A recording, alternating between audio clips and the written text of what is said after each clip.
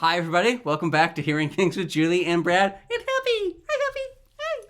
And it's appropriate that she's decided that she needs to be a part of this recording because we're going to talk about a few challenges that it comes with being hard of hearing and walking a dog. So for me, I always bring the introvert in me as well on dog walks. One of the things I hate is talking to people on dog walks. I mean, having dogs to talk about gives me something to anchor a conversation to. I don't like small talk. I never really have. And so having a dog come at us with its owner, unless the dog is just roaming free, it gives me a little bit something, but it's like it's so superficial on that part too, because we're just talking about our dogs half the time. And then it's really challenging when the other person wants to have a conversation. And so then all the challenges that come with meeting somebody new when you have hearing loss come into play. Are they mumbling? They're usually not looking at me because they're looking at the dogs to make sure that they're getting along.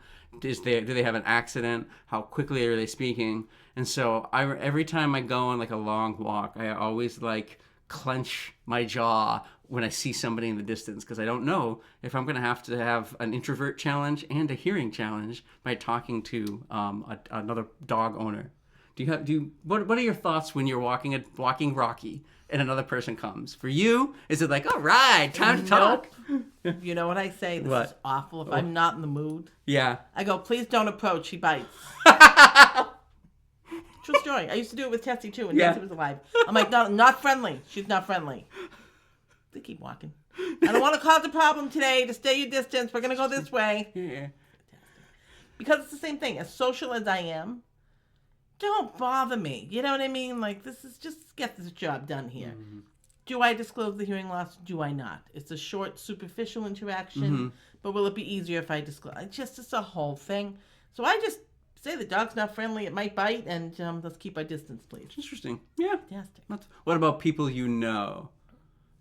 If you see I don't mind. If it's people I know, Yeah. like that are out walking the dogs, we'll chat for a couple of minutes and keep moving because there's a familiarity there, right? Yep. Same with me. me. That doesn't bother me. Same with me. So like we have a couple of people we see on our walks.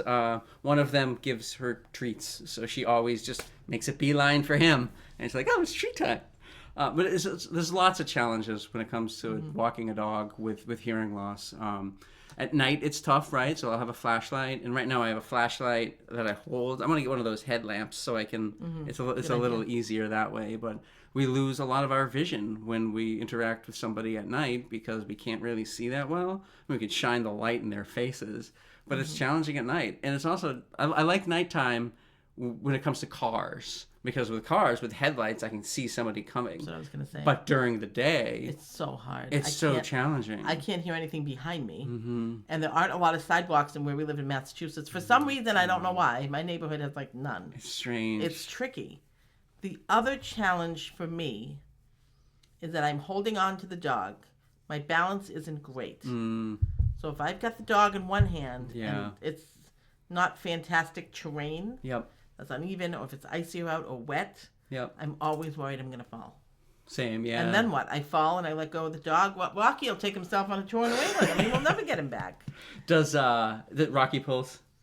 He's pretty good. Is he? Yeah, he does it surprisingly. Yeah, She pulls. I mean, I'm big enough, so I can make my will on her, right? I don't. She wants to go this way, and we have to go that way. Rocky doesn't pull at all. But she does pull. My old dog Wheezy, he pulled a lot, but he got really good towards the end. I could take him out to pee, and just like off leash. So I have a yard over here that we would go out at night, and he would just do his business before we went to bed. But that's challenging because I was always nervous when I did that because if there's like we have coyotes in the neighborhood, so if there's a coyote or a person and he swiveled his head, like I can't hear what he's hearing, so I was always kind of nervous about that. And at night walking her to get back to nights, it's we go on a longer walk like around dusk at this time when I get home from work, and it can be challenging to hear. Sometimes I live on a main road. It can be challenging to hear because there's too much noise. And so I have the main road and the traffic is there. Right. And if somebody's coming up behind me or somebody's turning, I can't always hear that. So We have to like always have our head on a swivel because we can't rely on our ears And to you're make trying sure. to keep the animals safe. Yeah, yeah. And ourselves safe. Yeah, right. Oh, thank you for kisses. You're Oh, my safe. goodness. Thank you. It's little things like that. And we realize that obviously all these challenges aren't exclusive to hard of hearing. It just makes it harder for us, right? Any challenges that people with normal hearing have when walking a dog, we have it, and then we have the hearing loss as well. But they're worth it. They're worth it. They're worth it. Yeah. Definitely. What else we got? Anything else? Anything else? This was a quicker one, but anything else you wanted to talk about? Just looking at our notes. We always have notes, even though it's unscripted. We always have notes. I guess Most of the time. Sometimes not. that's true. That's true. Yeah, most of the time, like even though it's unscripted, we still have notes, but it can still go off script. Usually it does. Yeah, that's true. And we have notes, and I have no reading glasses, so I'm trusting you that we covered everything we need to cover right now because I can't see a thing. Yeah. So that's what we have going on. So instead of book wax, I thought we would talk about like a favorite You want to see a toy? treat or toy or I'm something. gonna show you her toy here. Let's see if I can get the pieces of it. The pieces of it? Yes. Oh, boy. So this is a Kong. It's a little squirrel, and her head is completely gone. Oh, jeez. So her little squirrel. It's a Kong toy, which is fantastic. Kong knots, and it doesn't have as much fluff because she destroys toys within like 24 hours. It's wild. So what this is, Wheezy loved these, and so Wheezy never did this. He never like ripped it open to see what's inside. Oh, no. So Buddy. it's a little rope, and so I got a couple of these. She loves those. You love these. Yeah. So she loves these, but they don't last. But the Kong knots, the squirrel. We got the squirrel here. I bought a raccoon. Let's see if she likes the raccoon as much as the squirrel. Has to be a squirrel.